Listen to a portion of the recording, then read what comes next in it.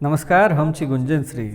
Mithila चैप्टरक podcast series भोर कहैत अछि में आइ प्रस्तुत अछि कांचीनाथ झा किरण कविता माटिक महादेव।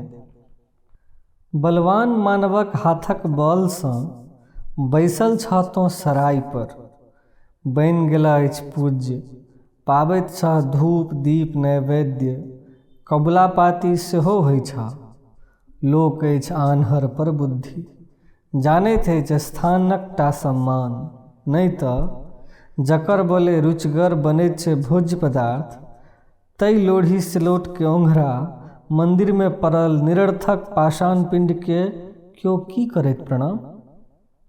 तैं हे माटिक महादेव, नहीं करह कनेको अहंकार, जखनहि हेतह विसर्जन लगतह सब बोकियाबऽ।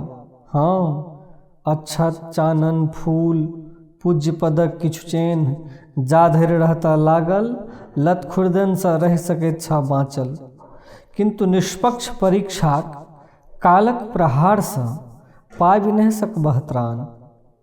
झड़ि धोखरि जेतह सब चेन्ह, तखन की हेबह से करह कने अनुमान।